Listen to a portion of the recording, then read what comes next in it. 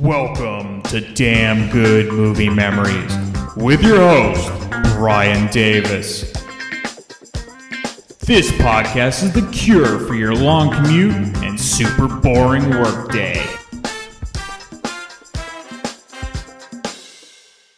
Hey there, it's Brian Davis, and for this week's episode, we're going to cover the movie Calling Dr. Death from 1943.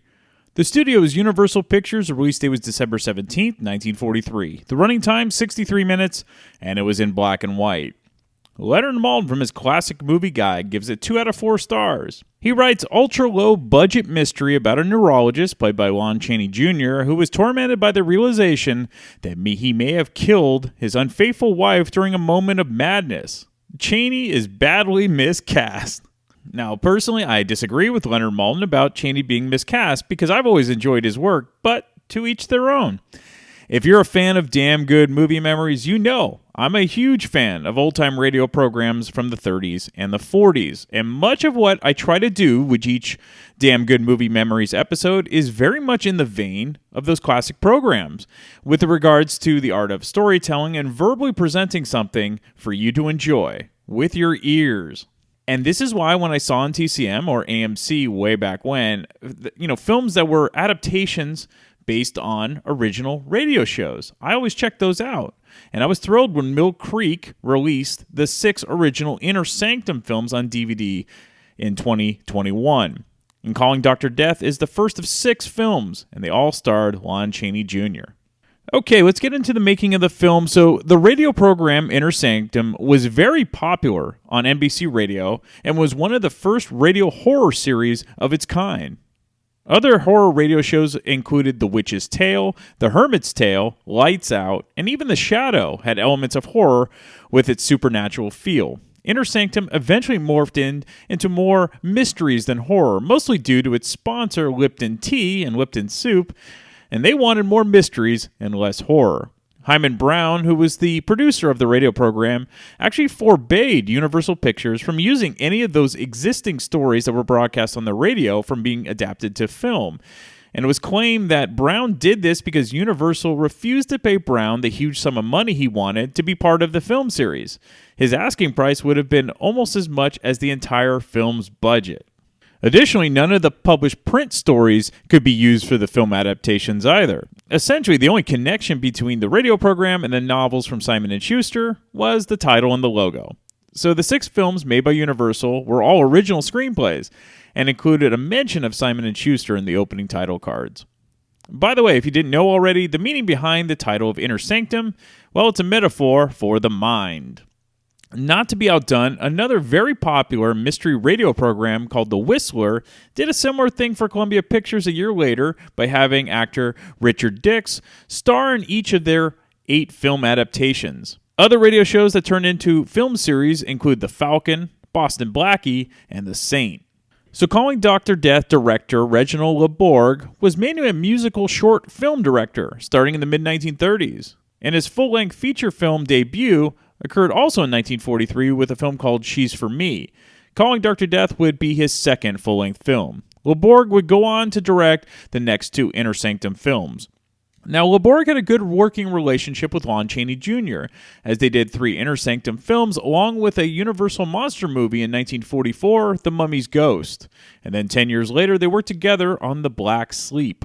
Now, most of the folks pretty much remember Lon Chaney Jr. for his iconic role as Lawrence Talbot in the original Wolfman from 1941. Of course, he's also the son of horror icon Lon Chaney, who was considered one of the most groundbreaking horror actors. He had his inventive use of makeup, especially in his version of The Phantom of the Opera from 1925. Now, Chaney Jr. was one of the few actors to play almost every major monster role in the original Universal Monster series, and he was hopeful that the Inner Sanctum series would give him a chance to break out of being typecast for only horror and monster films. Chaney's co-lead in this first Inner Sanctum film was Patricia Morison, who plays Stella, and she was actually a replacement, as Gail Sondergaard was originally cast as Stella. Sondergaard and Chaney Jr. were going to star in the entire Inner Sanctum series together, but obviously that didn't pan out. However, according to LeBorg, there were rumors that Sondergaard was removed from the series due to her outspoken political views at the time. It's no wonder that during the communist scare of the 1950s that she was one of the actors blacklisted.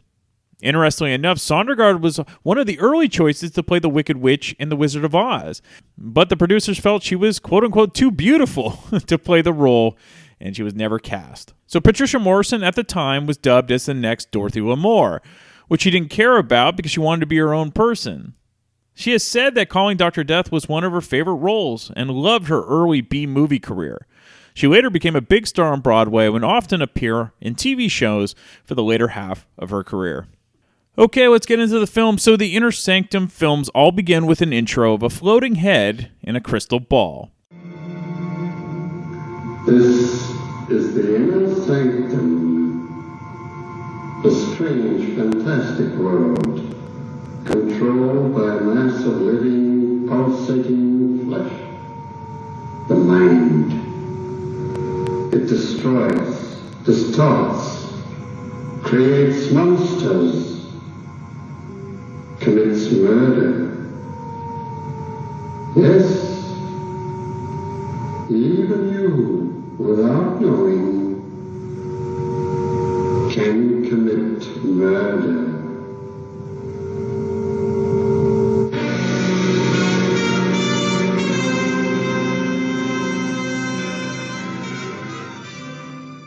So Inner Sanctum radio producer Hyman Brown denied the film producers at Universal to use the famous creaking door intro, which was heard on every radio episode of Inner Sanctum, and this is why you get the creepy crystal ball opening during the films. The creaking door was so iconic that it was trademarked. Only one other sound in U.S. history has been trademarked, and that was the NBC chimes. I always loved the score of classic black and white films, especially horror and mystery films. Even B-movies had great scores. So the film begins with Dr. Mark Steele, that's Lon Chaney Jr., and he's hypnotizing a patient. Mark is a renowned neurologist and is assisted by a nurse that works for him named Stella, played by Patricia Morison. Mark uses hypnosis to help his patients clear mental blocks they may be having. In the case of his current patient, it's a woman who hasn't been able to speak after a serious car accident. Even though Mark is successful with his career, he's tormented that his personal life is a failure, as he can't connect with his wife, Maria, played by Ramsey Ames. We hear Mark's thoughts after his last patient. After 2 years of marriage to Maria, it's no go. We were terribly in love from the moment we met. At least I was. She certainly fooled me. So beautiful. She wore a perfect mask. I couldn't see beyond it. Dr. Mark Steele, eminent neurologist, can't read his own wife's mind. Everybody else could. Everybody else did. Even Stella knows it. She probably knew it the day I married Maria.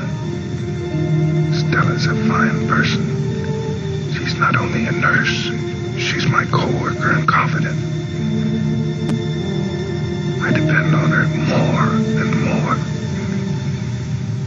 5 o'clock. How I wish the hands would never move. My work keeps me occupied. I don't think of myself. Now I've got to go home to her. I dread it. But I must face it. It's bad to run away from things you fear. They mustn't be allowed to beat you. Good night, Doctor. See you in the morning. Her grip is so firm, her hand so cool, as if she wanted to tell me something. Thank you, Stella.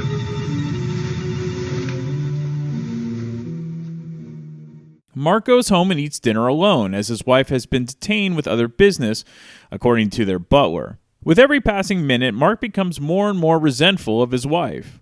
He can't sleep, as his wife isn't home, and it's 3 a.m. Without thinking, Mark calls Stella at her home, not even realizing how late it is. He apologizes when Stella tells him how late it is. But Stella knows something is wrong if Mark is calling so late, but she's kind to him and goes back to sleep. After hanging up the phone, Maria finally arrives home. Mark looks out the window and sees Maria getting out of a car driven by an unknown man. Maria. Oh, it's... What are you doing, spying on me? Well, why don't you say something? Spying, always spying. Maria, I want to talk to you. You must listen to reason. I know just what you're going to say. You poor fool. Do you think I'm stupid?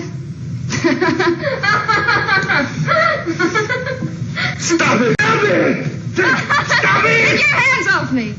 Maria, we can't go on like this. You'd like to get away from me, wouldn't you? But you can't. I like my title. The doctor's wife. I have money, position, and there's nothing you can do about it. No, Doctor. There's nothing you can do. I'm not so sure. Not murder, Doctor.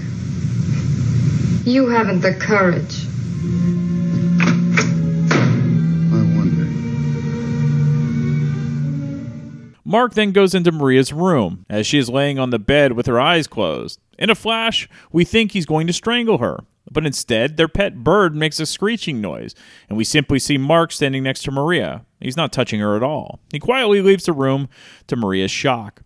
The next morning, Mark goes to his office and has a talk with Stella. Good morning, Doctor. Good morning, Stella. I'm sorry about that call last night. I didn't realize that it was so late. Oh, I understand. There's something that I have to talk to you about, Stella. I had another row with my wife last night. Why are you telling me this?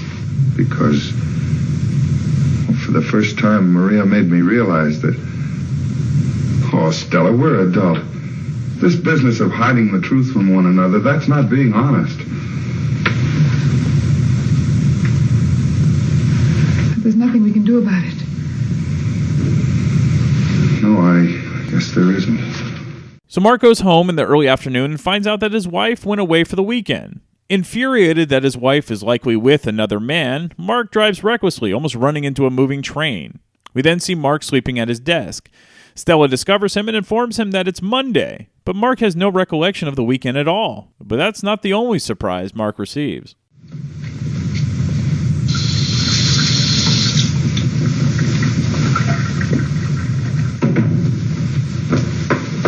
Mark, there are two men outside, detectives. Detectives? Yes, and I don't think it's a professional call. Well, we'll soon see.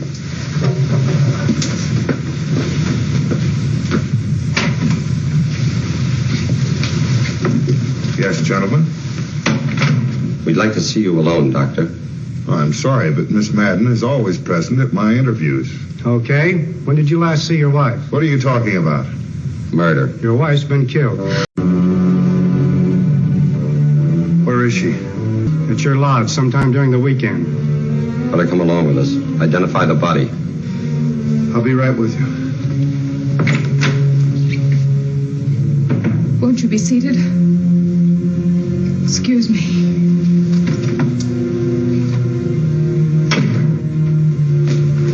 Mark,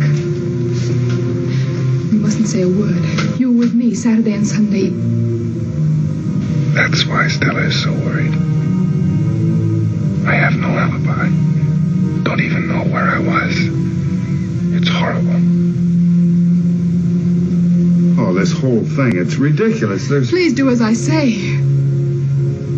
We'll talk about it later. All right, Stella.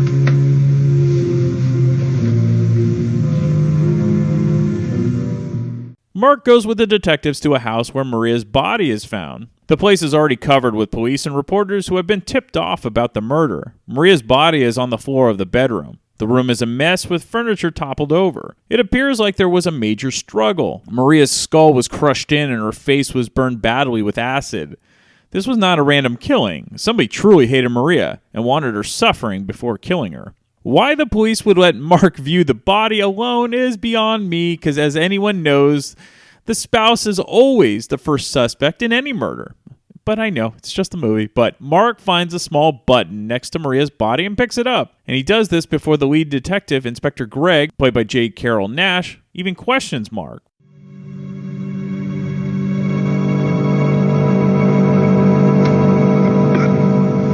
Doctor? I hope you'll excuse me for questioning you at this time, but it's important. Did she have any enemies that you know of? Well, no. There was a man with her. The gas attendant down the way gave us his description. Do you know who he was? Well, I have no idea. The description resembles you. Pretty messy, throwing acid in a woman's face and killing her. Motive could be jealousy. I wasn't jealous of my wife. No offense, Doctor. But under the circumstances, wife, strange man, lodge. If you want me for any further questioning, you will find me at my office.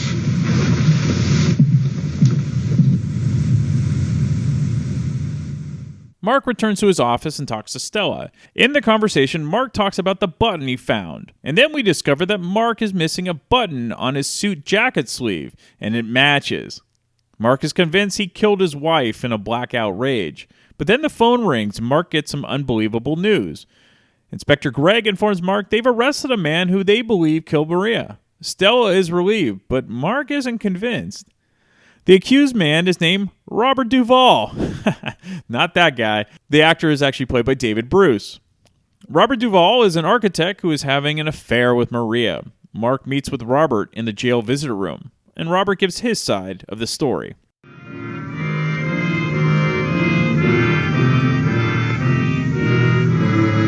So that's the accused man, Robert Duvall, the architect. Looks like the man I saw Maria kiss that night in the car.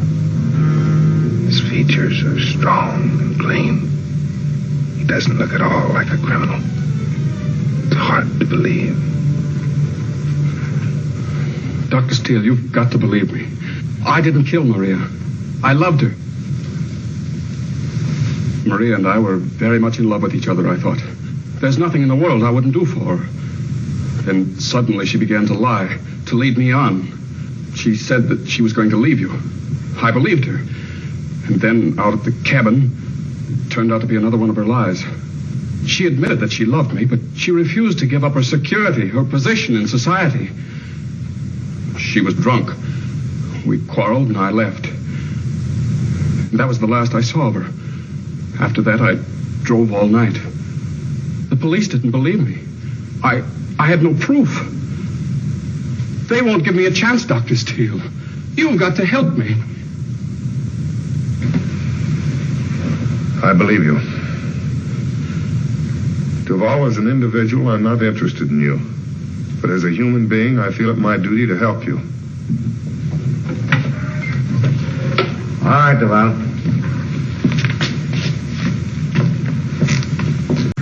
I agree with you, Doctor.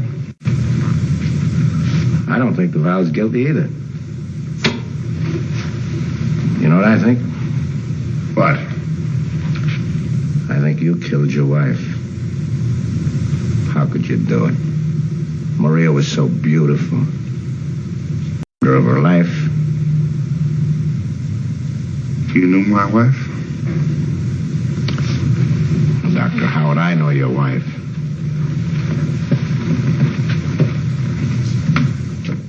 Mark returns to his office and overhears a woman talking to Stella, insisting to see Mark. It's Robert Duvall's wife, Faye, and she's wheelchair-bound, and Mark agrees to see her. Doctor, you've got to help my husband. He told me he'd talk to you. He isn't guilty. I know he isn't. I swear. I had to talk to someone. I'm alone. You don't know what it means to... Go on now. Tell me all about yourself. We'd been married happily 10 years. Then he came to me one day and told me he didn't love me anymore. There was a woman. He wouldn't tell me who she was. He wanted to marry her. I couldn't give him up, Dr. Steele. I thought he'd get over it. He didn't. He started out of the house. I ran after him. When I got to the head of the stairs, I stumbled. When I woke up, I was in the hospital, paralyzed. I've been this way for a year now. Bob and I were miserable. Saturday, we talked things over. He told me he was going to the woman. Dr. Willard, my physician, had told me the day before I wouldn't walk again. I didn't want to ruin Bob's life, having to wheel me around like a baby. So I told him he could do as he pleased. Then he came over and kissed me. For the first time in a long while. He left, and the next thing I knew, he'd been accused of murder. Oh, Dr. Steele, you've got to help us. When this is all over, we'll be happy again, just the two of us.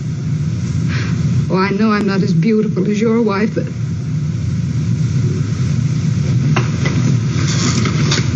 Mrs. Duvall, I understand what you've been through. And I promise that I'll do everything in my power to help you. Dr. Steele, you don't know what he means to me. He's all I've got. I know. You have my word. Thank you, Doctor. I'll call you in a day or two.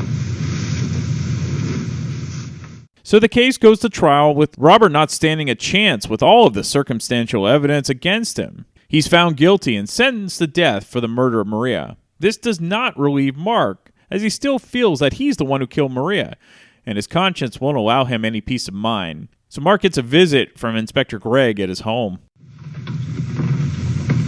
What's the matter, Doctor?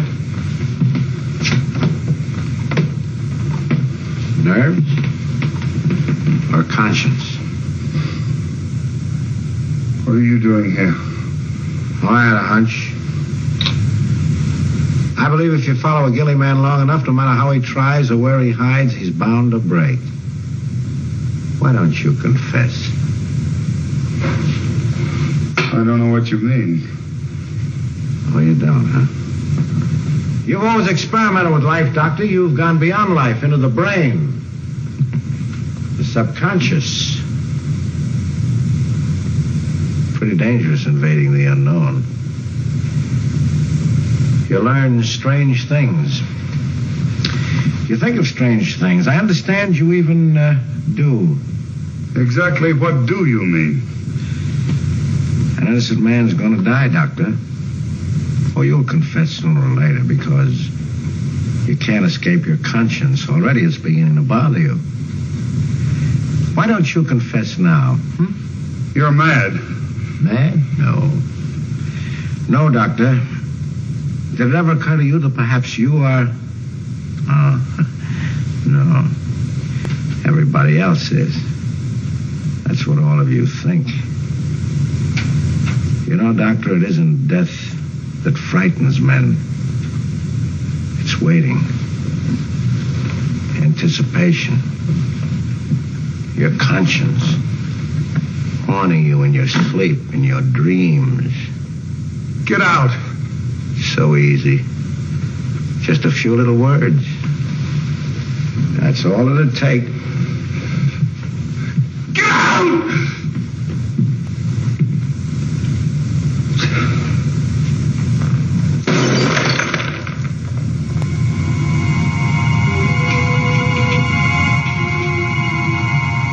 Sorry, Doctor. Was it expensive? Must be your nerves. I checked that.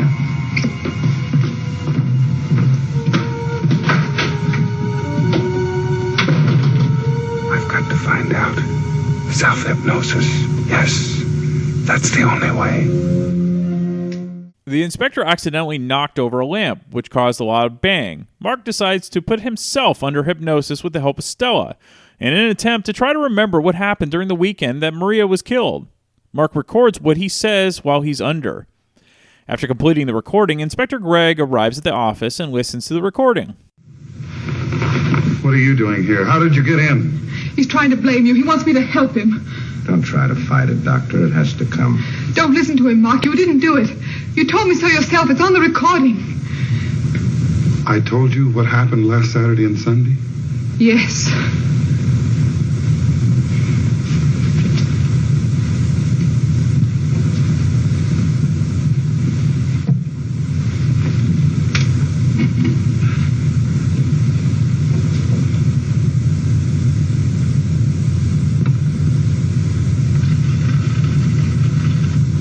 I I got into the car, drove directly to the lodge.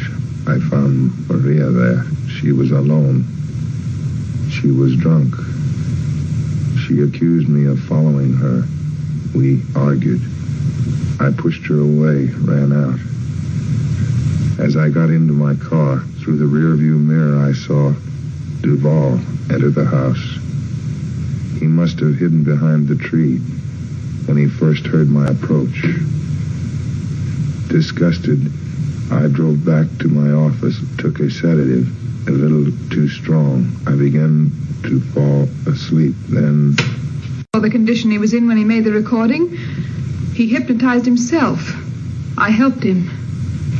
Maybe you helped him get rid of his wife. Leave her out of this or I'll... What, kill me? No, that isn't the solution. Why didn't you tell me you were at the lodge? I didn't know it. Amnesia, Doctor? Yes, I found him here asleep the next morning. Very convenient, but hardly probable. However, this interests me. You'd call that the subconscious voice. Doctor? Does it always tell the truth? Invariably. You see, Doctor, I disagree with you, and I'll tell you why. You don't want to die. For more reasons than one. I believe in the will to live, and you want to live. You're well trained, Doctor. I also believe you can control the subconscious. No, I'm afraid you haven't got a chance.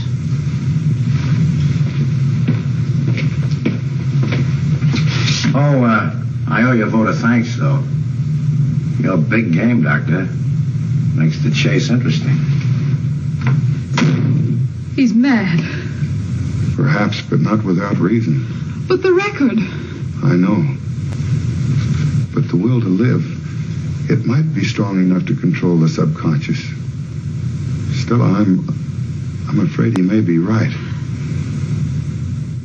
All right, so even though Mark is under hypnosis and has cleared himself, is that really any proof that he really didn't kill his wife? Well, Inspector Gregg is certainly convinced Mark is the murderer, but will it matter if Robert is executed for the crime he's been convicted of?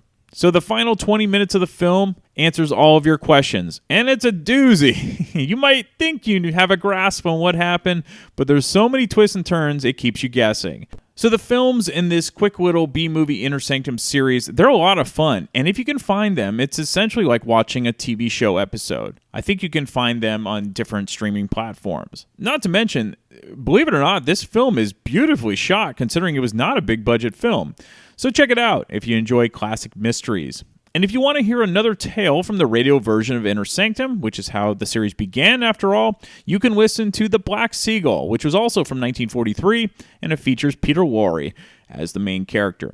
And I'll be back next week to talk about yet another random movie from my DVD collection.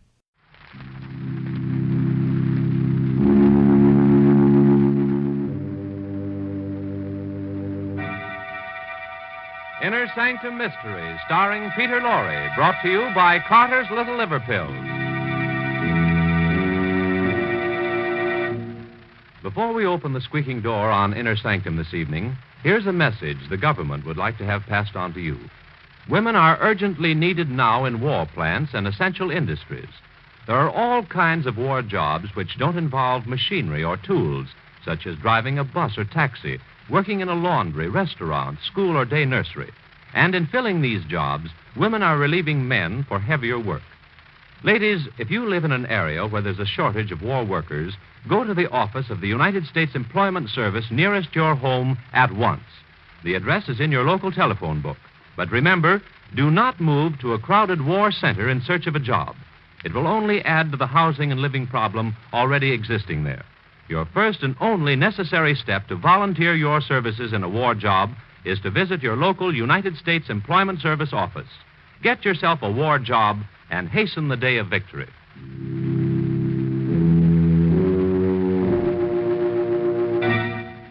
And now we open the squeaking door.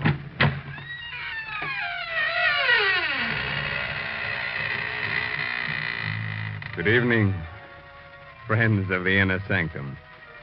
This is Raymond, your host. I'm glad you came tonight because we have a very special guest of horror with us. I'd like you to meet the late Johnny Gravestone, the most celebrated member of the Inner Sanctum Ghost Society. He is the best haunter of them all. Johnny is the tall figure in the white sheet wearing the blue ribbon. He's haunted everything, from a palace to a telephone booth. And if you're very nice to him, he'll be glad to consider giving your house the once-over. Who knows? He may even haunt you.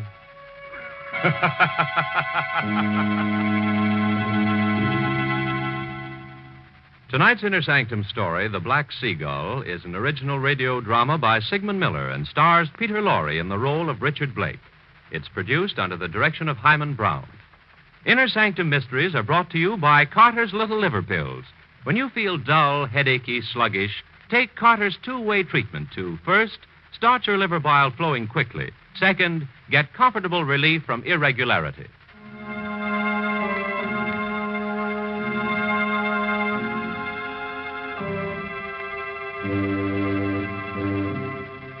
Well, we're about to begin our story.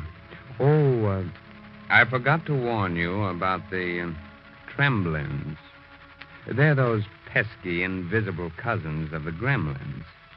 They sidle up to you, give you quick little shoves, and create the false impression that you're trembling. If you're being troubled by a tremblin, just grab him by his invisible little horns and stick him into the nearest pincushion. Dusk is settling fast along the Carolina coast. A few miles out at sea, a motorboat rides through the choppy waters. Dr. Griffin and Richard Blake are frantically scanning the horizon, looking for Richard's wife, Barbara, who's lost in the sailboat. It's getting dark, Richard. We've got to find her before nightfall. Perhaps she's gotten back home by now. We've been gone for over an hour. The mast was loose in the sailboat. It would never hold out in that wind. Barbara is in a disabled boat. We haven't much gasoline left.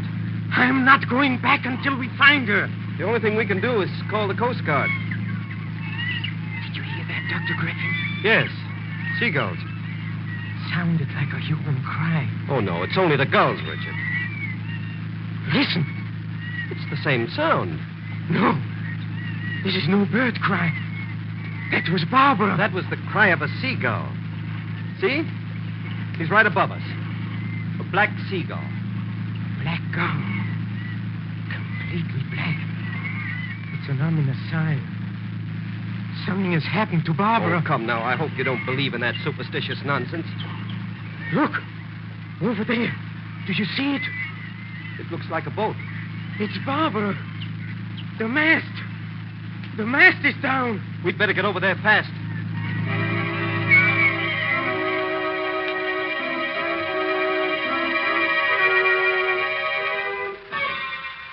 Here. Help me put her on the couch. Dr. Griffin, please, you've got to do something. I'll do everything I can. Pretty bad. Concussion. The mast. It must have come loose and struck her. Please, Dr. Griffin, you've got to bring her back.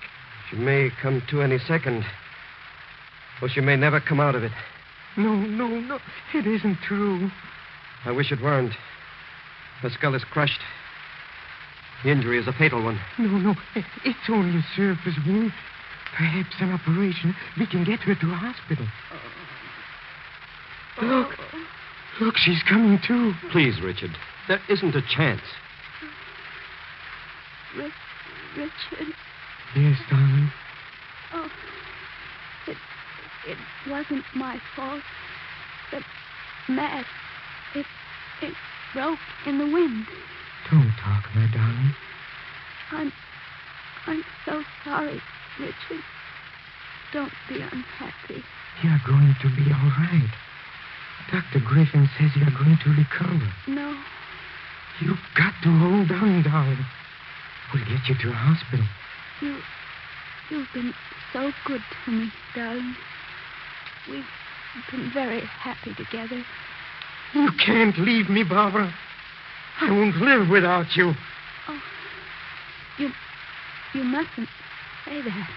If you die, Barbara, I don't want to live. I'll always be near you. I'll come back if impossible. You must. You must come back. You must. If you don't, I'll come to you. No. No, I'll return, Richard. I'll return. Richard, Oh. She's gone.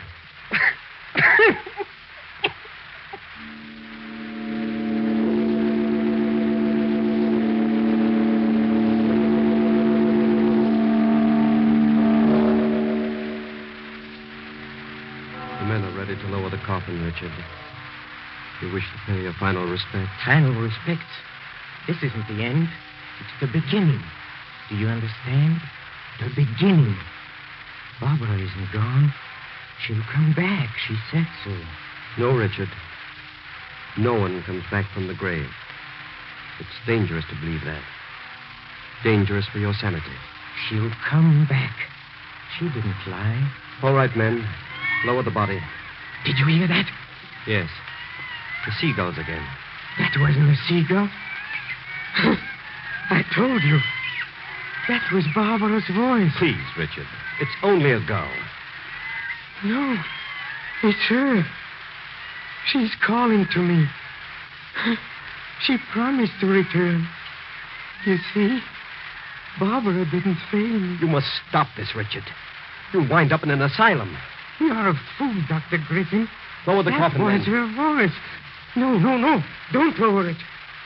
That sound came from the coffin. She might even be alive.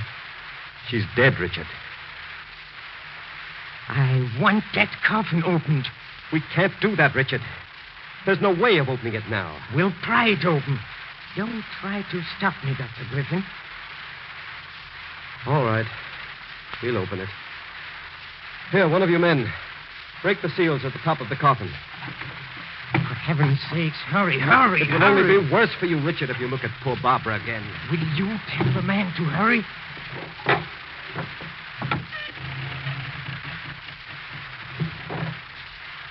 The coffin's opened, Richard. Now you can see for yourself. Look. Look at her face. Her face? You wouldn't believe me. Look at her mouth. As if she had just called my name.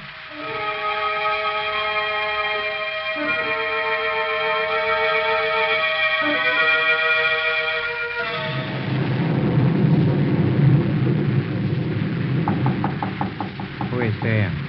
Dr. Griffin. Come in. The door is open. Oh. You took me by surprise, Richard. I didn't expect you to be sitting so close to the door. I'm sorry I startled you, Dr. Griffin. I just thought I'd drop in before I went to bed. Are you waiting for someone? Yes, I am. Oh, what are you sitting in the dark for? Where's the light switch? I don't want any light. I prefer sitting in the dark. Richard, you're becoming very morbid. Don't you think you ought to get to bed? It's nearly midnight. Midnight? Yes. That's the time she'll come back. You really believe Barbara will come back? Yes. I'm sure she will. Well, we'll see. She'll come. If she does, it will only be in your mind. Please be quiet.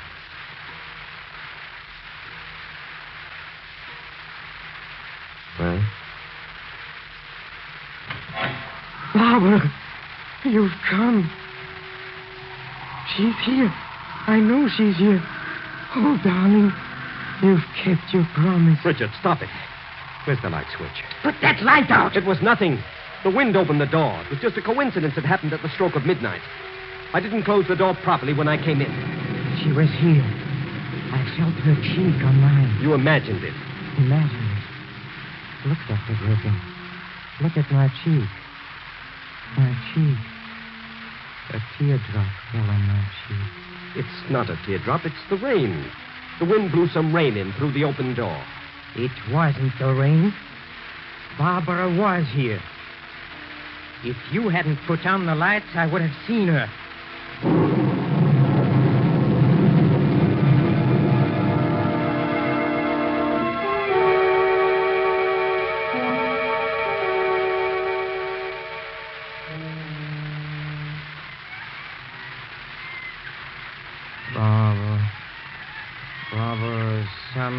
people do come back from the grave. I heard about such cases.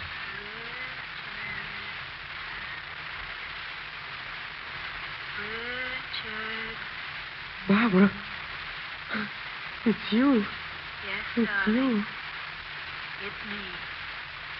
I promise never to leave you. I was about to give up. I was beginning to lose hope. How good it is to see you again. Yes, darling. It's very good. I've been trying to come back. Then it was you who opened the door at midnight. Yes, Richard. And it was your tears that fell on my cheek. It wasn't the rain, as Dr. Griffin said. Yes, Richard. But I couldn't see you then. I just felt your cheek against mine. It was very hard to return at all. What is that noise? I don't hear anything, Richard. That sound disturbs me. It makes me uneasy. You're asleep. Fast asleep. Perhaps the sound will fade away. Look at me, Richard. Oh, I can see you much more clearly. And the sound? It's fading out. Perhaps we'll never be separated again. So good to be with you again. Let me hold your hand. Wait. Why do you say that? Not yet time. What do you mean? You haven't crossed over yet. Can you still hear the banging? Oh, just a little. Barbara, don't go away. I can't help it. Someone's dragging you away. Don't let him. I don't want to go back. I'll try to come back again, Richard. I don't want to go back. I want to stay with you. Goodbye, Richard. Richard! Richard! Wake up! Wake up! Good thing I heard the shutters banging. I came in to see what was making all this noise. You shouldn't have wakened me. This box of pills. You took an overdose of these sleeping tablets. If I hadn't awakened you, you would have slept on until eternity. Barbara came for me. She was just about to take my hand. Perhaps if she had, you'd never have gotten up. I didn't want to get up. I wanted to be with Barbara forever.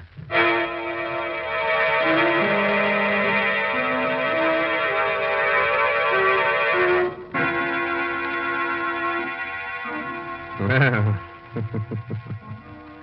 Dr. Griffin should be awarded the Order of the Inner Sanctum for saving the life of Richard Blake.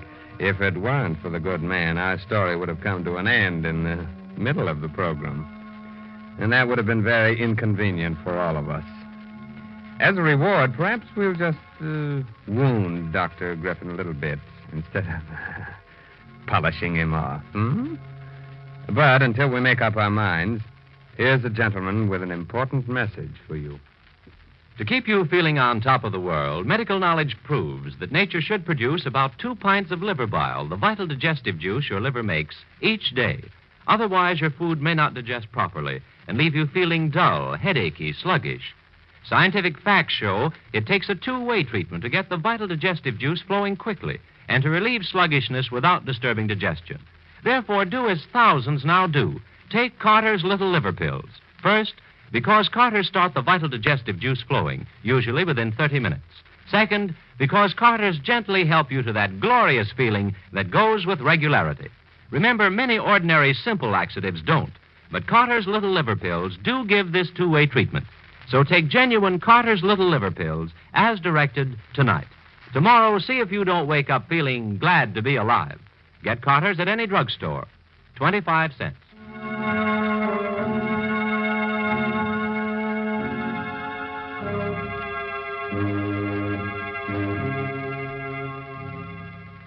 Now we're ready to continue with our strange story. I hope you've all made yourselves comfortable. If it's too warm for you, we'll be glad to chill you a bit. Or if it's too cold, we'll be glad to make it hot for you. As a matter of fact, from now on, you'll get it both hot and cold. The following evening.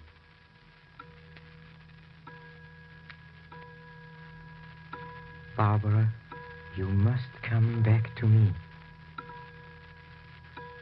Barbara. Barbara. Can you hear me? Perhaps she can't get in. She said it was hard for her to come back. I'll open the door. Barbara. For a moment, there was a shadowy figure at the door. I did see something. She's here. Oh, it's you, Kitty. Barbara's pet. Haven't seen you since Barbara died. Come here, Kitty. Whom are you looking at?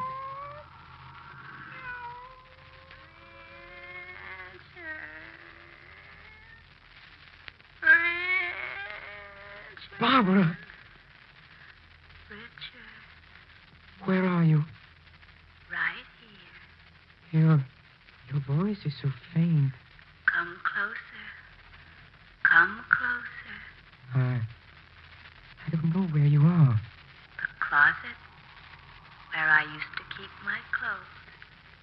Darling, I still can't see you. This blue taffeta dress. My favorite. I used to love the rustling sound it made when I walked. It still crinkles. Like it always did. Richard. Where are you? Please don't go away. Right here. My vanity table. For heaven's sake, Barbara, let me see you again. My perfumes. They're all here. Nothing has been touched, darling. Here's my favorite. Wild heather. I'll never wear it again. Barbara, please don't go. Where are you? I'm everywhere in this room. Everywhere. Why can't I see you? Perhaps you will. We must both try. We must both try very hard. I'll try, Barbara. Goodbye, my darling. No, not yet. Just another moment. Goodbye, Richard. Barbara. Barbara. She's gone. She's gone. Only you and I know she was here. Who is there? Oh, it's you, Dr. Griffin. I came back to see how you were. I don't need any help. I heard you shouting Barbara's name. You were mistaken, Dr. Griffin. Barbara's dress. It's lying over the chair. Did you take it out of the closet? No, Dr. Griffin. The perfume's in the air. Oh, yes. There's a bottle of perfume overturned on the vanity table. Wild heather. That was Barbara's favorite, wasn't it? Yes, Dr. Griffin. You think Barbara was here? Don't you, Richard? Huh? She was here. I spoke to her. And she'll come again. She said she would. And maybe the next time I'll be able to see Barbara. See her as she was when she was alive.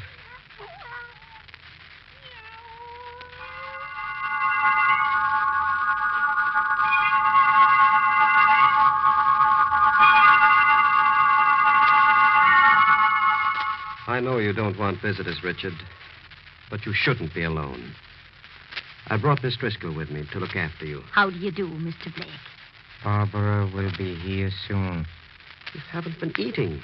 You've lost a lot of weight. Richard. Yes, Dr. Griffin? You've got to listen to me. There's nothing you can tell me. You won't last at this rate. Look at you. Pale and lifeless. You're still alive, but you're living among the dead. Oh, you've got to stop this. If you don't, you'll wind up in an asylum. An asylum. You still don't believe Barbara had come back? No, Richard. She hasn't come back. You saw for yourself the other night. Her dress, her perfumes. She came back. I spoke to her. You took the dress out of the closet yourself, and it was you who overturned the bottle of perfume. You are lying, Dr. Griffin. It wasn't me. You're trying to come between us. I won't let you. I won't. Barbara! Richard, I've come back. Darling, I can see you. Get me my bag in the hall, Miss Driscoll. Hurry. I can see you very clearly now. Do I look any different? No. You're even lovelier than ever. Richard. We've got to meet each other halfway. Richard. Yes, darling. I've been trying.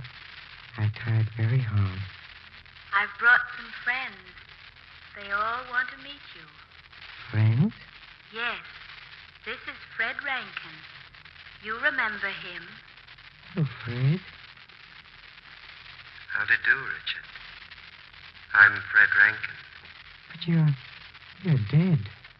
Yes.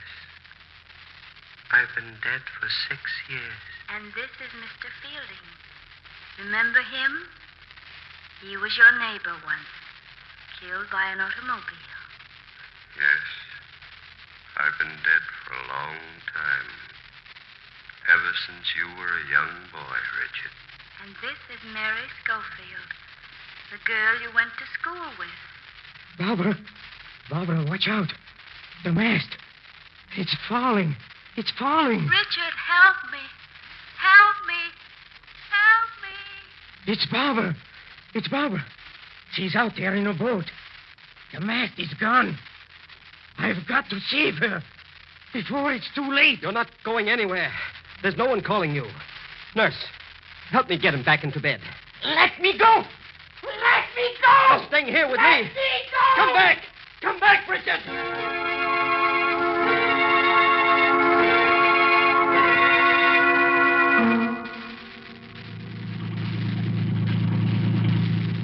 Well, he couldn't have swum very far in this short time, Dr. Griffin. I caught sight of him just a moment ago. Oh, there he is. Yes, I see him.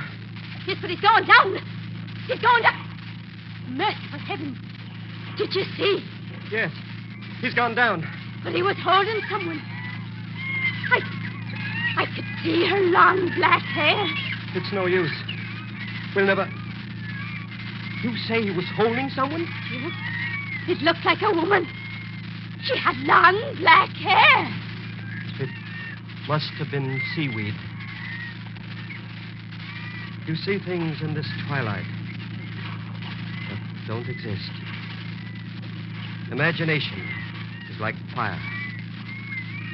A good servant, but a bad master. I guess we had better get back.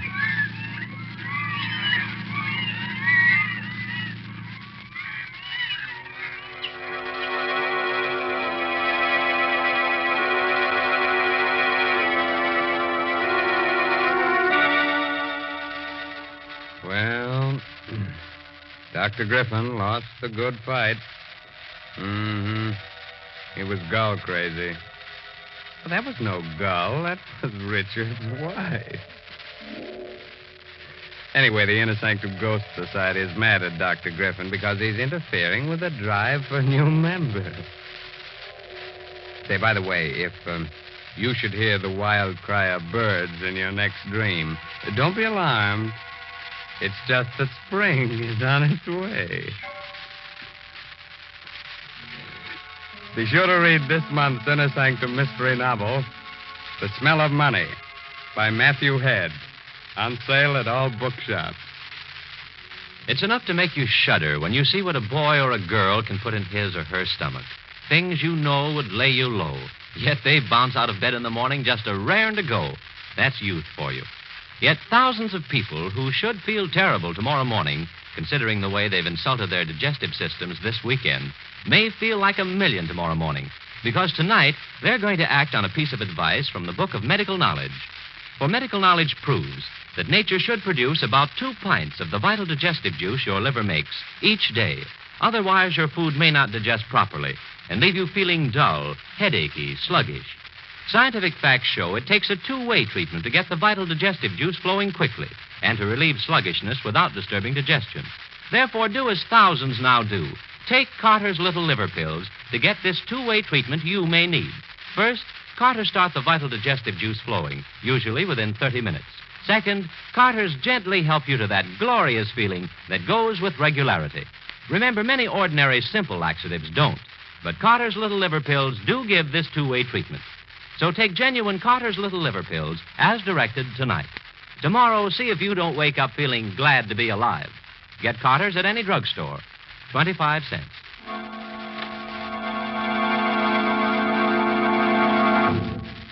Be sure to listen next week, for lovely Judith Evelyn will be back with us again in a sweet little story, just full of beautiful murder.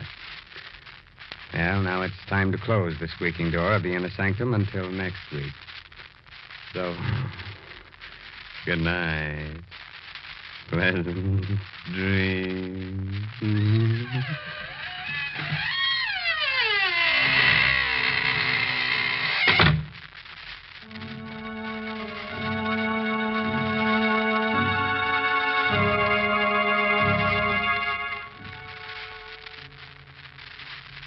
Inner Sanctum comes to you from New York. This is the Blue Network. If you are ever in the San Francisco Bay Area and still love collecting or renting DVDs or VHS tapes, come check out Captain Video in San Mateo at 2837 South El Camino Real. Captain Video is open 6 days a week and closed on Wednesday, and one of the last traditional video stores still running in the United States. New movies you can rent for $2.99 a day. Old movies you can rent for $2.99 for 5 days. And if renting isn't your thing, you can also purchase anything you find in the store. Be sure to tell Ira that you heard about Captain Video from the Damn Good Movie Memories podcast. Happy renting and happy collecting at Captain Video. Come hang out and chill with Brian A. Davis and the Bad Beat. Wednesdays, 11 p.m. Eastern, right here on thatmetalstation.com.